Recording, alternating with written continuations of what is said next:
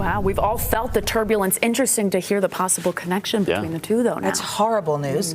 I hate hearing that. I know that when it comes down to it, nobody likes to fly in those conditions, and that's just a terrible story.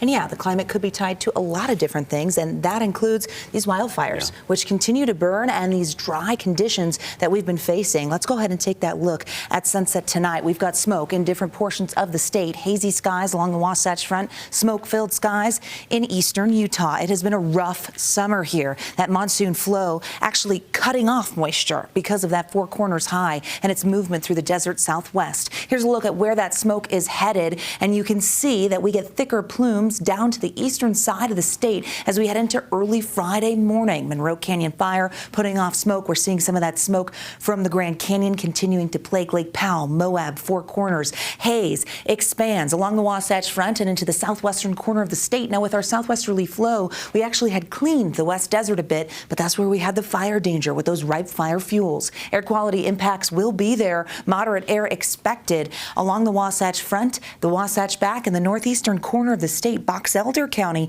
also expecting that moderate air. It's a mix of ozone, but mostly particulate matter in the northeastern side of Utah. Sunset coming out of Cedar City. Mark sharing this one tonight in southern Utah. As we take a look at our satellite radar, we have that southwesterly flow still very noticeable. Now the wind's relaxing as we head into tonight. They were really amped up today because of the movement of a trough. Very dry throughout the state, where you see those echoes of moisture right near the state line towards Park Valley and in eastern Utah. That's high base thunderstorm activity. We're likely only getting gusty winds at the surface. As we head into tomorrow, a red flag warning does hold on for a portion of the state. That's the Central Mountains and the Color Country Mountains, which is actually a fire zone. It's south central Utah. The higher elevations there definitely keep that fire threat with winds, very dry conditions, and any fire start would spread very quickly. As we look at our highest wind gusts, you're able to see exactly why we saw that fire threat. It includes in Milford, Delta, Price, Cedar City. Look at those big numbers coming out of Salt Lake. Southwesterly flow with dry air brings warmer conditions,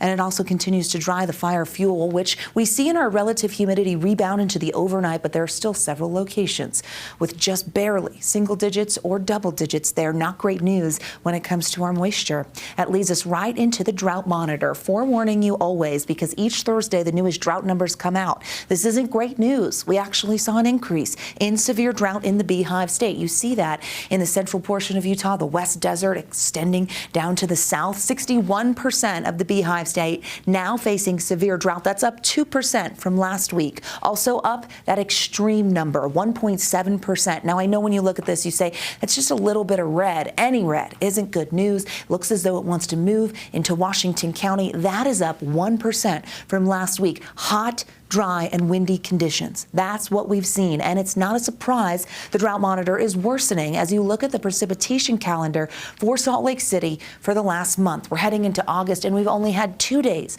of measurable moisture, and those look meager, barely over a trace. On top of the lack of precipitation, we were warmer than our 30-year climate norm. So hotter conditions, drier conditions. It's the formula for a rough fire season, and that's what we're in. Live view tonight from the ABC4 studios, sitting in the mid-80s with the southwesterly breeze now, not as consistent with the winds, but it's still blowing and pushing that flag. As we look at high temperatures, we made it to 98. That's above average. The winds and warm air help with that. 90s along the I-15 corridor, 102 in St. George, which is average. As we head into tonight, clear, dry conditions will hold on. 70s by the time we close out the newscast. Heading into tomorrow morning, low 70s with those clear skies. And then we're going to warm things back up, expecting temperatures to stay seasonal, which is hot this time of year. Climatologically speaking, the hottest for Salt Lake and St. George. As we look at the future cast here, stays fairly quiet. We get a little uptick of moisture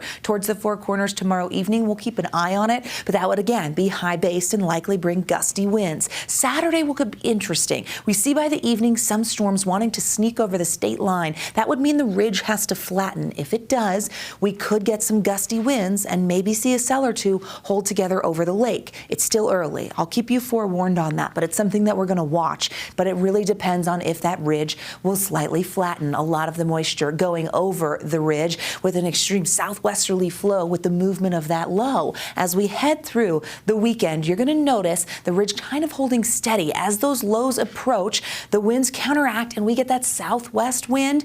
I expect fire danger to return early next week as temperatures climb. We could see red flag warnings coming back. There's a chance that we get some modest moisture by the middle of next week that could maybe allow for a thunderstorm or two. It's just a slight chance right now. We'll see how it shakes out. 90s for tomorrow, 99 in Moab, 103 in St. George over the next 7 days. In Washington County, we keep the triple digits, and I do think that early next week we will see fire danger hitting that critical category again. Slight chance for the midweek. We just have to make sure we're doing our part. When it comes down to it, here's the Wasatch Front. 90s, upper 90s, windy Monday, and we will be right back.